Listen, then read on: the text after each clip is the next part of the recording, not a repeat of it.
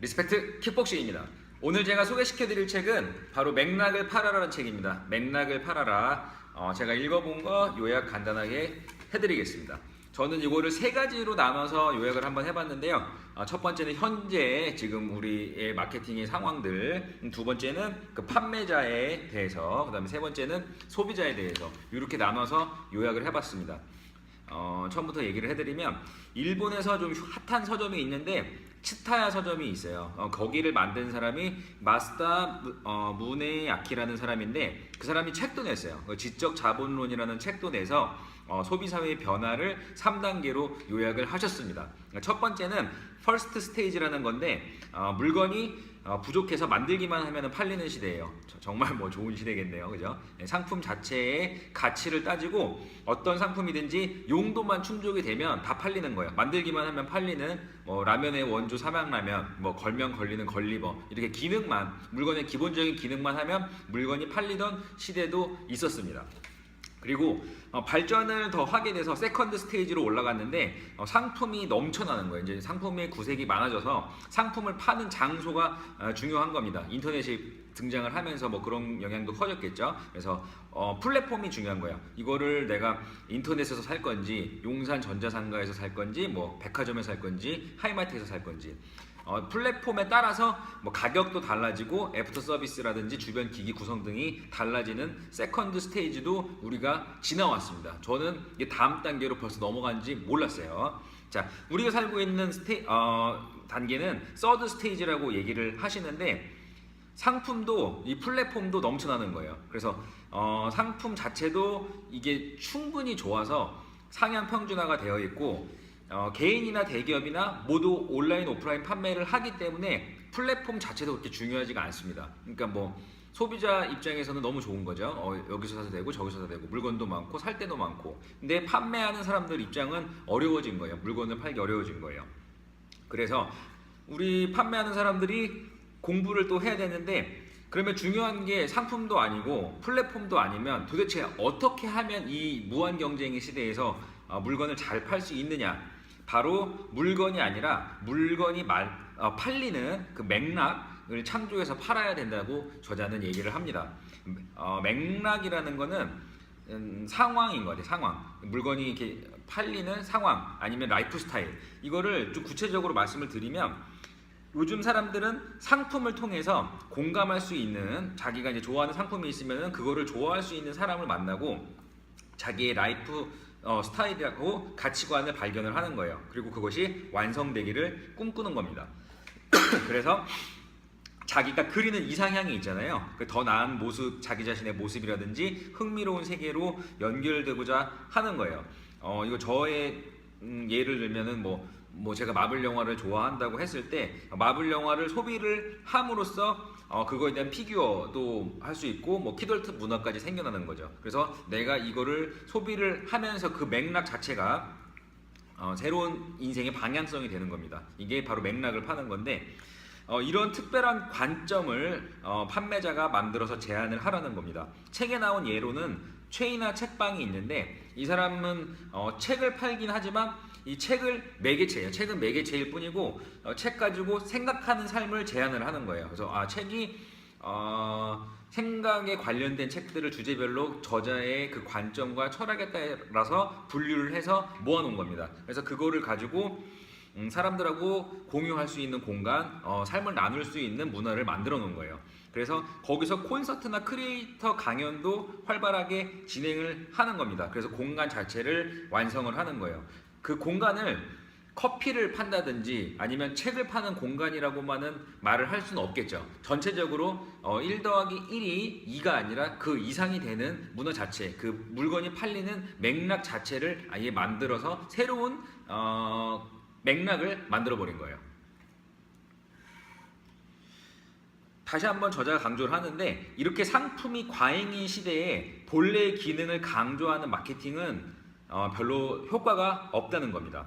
레스토랑이 아주 맛있는 레스토랑이라고 얘기를 하거나 서점이 우리 서점에는 책의 종류가 되게 많다고 얘기하는 거는 그건 당연한 거라는 거예요. 그건 기본이기 때문에 하나마나한 이야기라는 겁니다. 그래서 이런 소비의 맥락들을 창조해내고 기존에 있었던 그 니즈가 아니라 원치를 만들어야 된다는 게 저자의 주장입니다. 이거에 또 기가 막힌 예시를 들었던 게 뭐냐면 홍콩의 쿨의 프라이빗 치킨이나 뉴욕의 나이트호크 시네마라는 식당이 있어요. 근데 여기 식당은 특이한 게 영화를 틀어줍니다. 영화를 같이 사람들이 같은 공간에서 영화를 보는 거예요. 그런데 그 영화에 맞는 음식을 내오는 거예요. 그래서 도중에 뭐 주인공이 뭐 위기에 처한다 그러면은 뭐 갑자기 쓴 음식을 내놓고 뭐 사랑에 빠진다 그러면 달콤한 음식을 내놓고 그 무드와 분위기에 맞는 그런 식으로 구성을 해서 그거 자체가 맥락인 거예요. 그래서 이것도 영화만 판다고 볼 수도 없고 음식만 판다고 레스토랑이라고 볼 수도 없습니다. 이 영화와 음식을 동시에 팔 수 있는 새로운 맥락을 창조해 낸 겁니다. 자, 이런 맥락 창조가 어디서부터 시작되는지 제가 판매자의 입장에서 한번 얘기를 다시 한번 해보겠습니다. 이런 거는 CEO가 평소에 가지고 있던 자기다움에서 시작이 되는 거예요. 이 맥락이라는 게 어떠한 기준을 가지고 자기가 선택을 해서 취향대로 모아놓은 거잖아요. 그래서 이 CEO가 가지고 있는 평소의 생각과 언행 그리고 그 사람이 밟아온 역사와 미래에 대한 비전은 그 다른 무엇보다도 강력한 브랜드 콘텐츠가 된다는 겁니다. 그러니까 CEO의 삶에 대한 태도 자체가 브랜드 아이덴티티가 되는 겁니다. 여기서 예를 또 들어주는 게 뭐냐면 테슬라의 일론 머스크가 인터넷, 에너지 그리고 우주에 대한 일관된 관심사가 있어요. 그게 그대로 기업의 아이덴티티가 돼서 페이팔, 스페이스X, 솔라시티 같은 프로젝트로 나타나는 거예요. 그런 맥락을 만드는 무엇이 중요한지 결정을 하는 기준이 큐레이션의 기준이 바로 CEO의 인생 철학에서부터 나온다는 겁니다. 그래서 그의 인생 철학이 고객한테 지지를 받고 이 사람들이 팬심이 생겼을 때 그 기업들은 크게 성장을 하게 되는 겁니다. 그래서 테슬라는 대중들한테 있어서 단지 전기 자동차를 만드는 회사가 아니라 일론 머스크라는 괴짜 천재가 고민해온 지속 가능한 에너지에 대한 열정이죠. 그거의 주제에 대한 결과가 되는 거예요. 이 사람의 삶, 이 사람의 맥락을 고르는 그런 큐레이션이 이 회사 자체가 되는 겁니다. 자, 마지막으로 소비자에 대해서 환경에 대해서 얘기했고 그 다음에 판매자에 대해서 얘기를 했고 마지막으로 소비자들이 변화하고 있는데 제가 봤을 때 이 책에서 가장 두드러지는 특징은 1인 가구가 늘어난다는 겁니다. 자이든 타이든 1인 가구들이 많이 생길 수밖에 없는데 그 사람들의 특징을 4S로 이 사람은 저자는 정리를 합니다. 스몰, 심플, 쉐어링, 세이프예요. 그래서 작은 거, 그다음에 간소한 거, 그다음에 공유 경제, 그다음에 안심할 수 있는 것들 이런 특징들을 잘 알고 있어야 되는 거예요. 삶의 주체로서의 개인들이 이제는 더 그쵸 같이 안 사니까 1인 가구가 많으니까 모든 선택을 가족 눈치 안 보고 자기 마음대로 얘기를 한다는 건데 만약에 그렇게 된다면 집단에서 개인으로 삶의 주체가 변화하면서 이 사람들이 중요하게 생각한 게는 현재 그리고 의미, 경험을 중요하게 생각을 한다는 거예요. 그래서 욜로 라이프가 더 뜨는 것 같습니다. You only live once 해서 당신 한 번밖에 안 사니까 소비보다는 의미를 찾게 되는 거고 내가 물건을 소유하는 것보다는 경험에 더 집중을 하게 되는 겁니다. 이렇게 되면 나타나는 현상들이 있는데 이런 사람들 개개인들의 취향이 물건을 선택하는 데 있어서 커다란 중심이 된다는 거예요. 예를 들어서 뭐 쉐어하우스, 그다음에 뭐 소셜 다이닝, 그다음에 다양한 커뮤니티와 문화 공동체들이 이 사람들의 취향에 따라서 정렬이 되는 거죠. 그러니까 쉽게 얘기해서 눈치 안 보고 자기 맘대로 산다는 얘기입니다. 어렵게 설명하기 좀 어렵네요. 제가 여기서 관심 있게 봤던 거는 다양한 커뮤니티들이 취향별로 다양한 커뮤니티나 동호회들이 문화 공동체들이 많이 생긴다는 건데 이 사회 현상을 기업들이 눈여겨봐서 이 소비자들이 많이 생기니까 이 다양한 커뮤니티 생기는 거, 그다음에 문화 공동체가 생기는 거, 이 취향대로 생기는 이 문화적 현상들하고 이 기업의 맥락 만들기를 하나로 딱 합쳤을 때 폭발적인 성장이 일어나는 것 같습니다. 그러니까 기업들은 적을 알고 나도 알아야 되는 거예요. 그래서 나의 가치관을 만들어 놓고 맥락을 만들어 놓고 그 다음에 내가 팔 사람들 이 가치관 있죠. 그러니까 파는 사람과 가치관의 이거 판매자와 소비자 이거를 매칭을 잘 해서 이 팬심이 생기고 가치를 나눌 수 있는 같은 공통점을 나눌 수 있는 이 접점만 찾는다면 성공은 그렇게 어렵지 않은 것 같습니다. 환경이 변했습니다.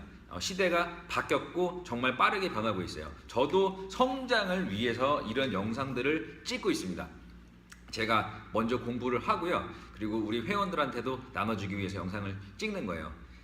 저만의 기준은 성장입니다. 성장.